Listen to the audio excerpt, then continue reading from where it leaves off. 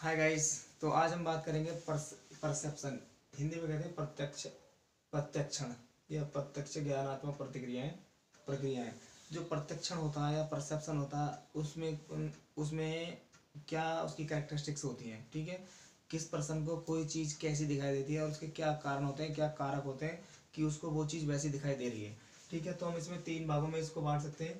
पहला है प्रत्यक्षण के प्रक्रमण उपागम, इट मीन्स व्यक्तिगत कारक। इसमें पहले आता है व्यक्तिगत कारक, मतलब कोई भी पर्सन है जो भी कोई चीज़ परसीव कर रहा है तो उसमें उसकी कैसी मेमोरी है, ठीक है, कैसी उसकी याददाश्त है या कैसी उसकी एक्सपेक्टेशंस है, कैसी नॉलेज है, कैसी मोटिवेशन है, ये सब चीज़, या कैसे बिलीव्स हैं, कैसा मनोवृत्ति है, एटीट्यूड मीन्स।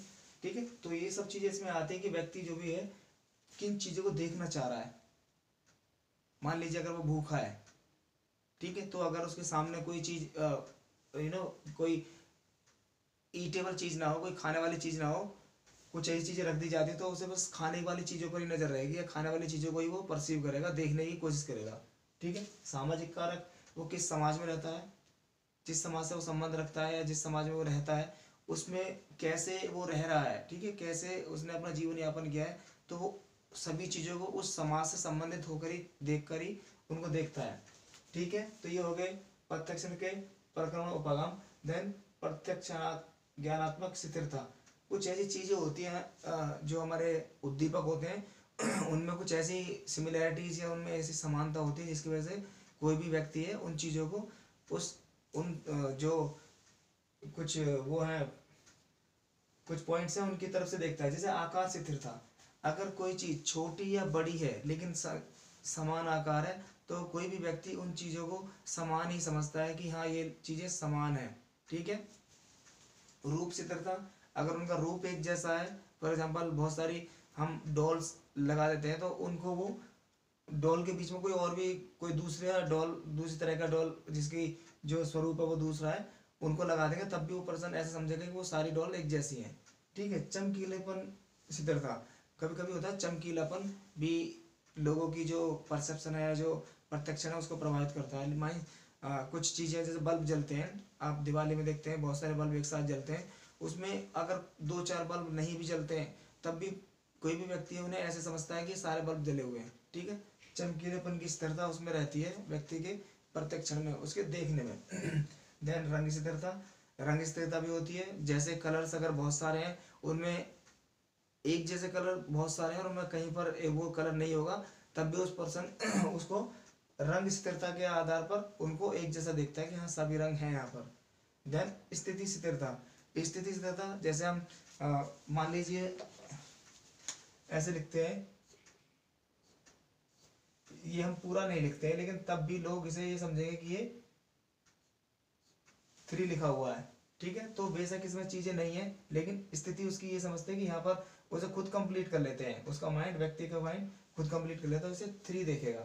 ठीक है, देन नेक्स्ट थर्ड पॉइंट आता है प्रत्यक्षणकर्ता की विशेषताएं, जो परसीव कर रहा है, जो चीज़ें देखना चाह रहा है जो भी व्यक्ति है, उसकी क्या विशेषताएं हैं उसके प्रत्यक्षण को प्रभावित करने वाले।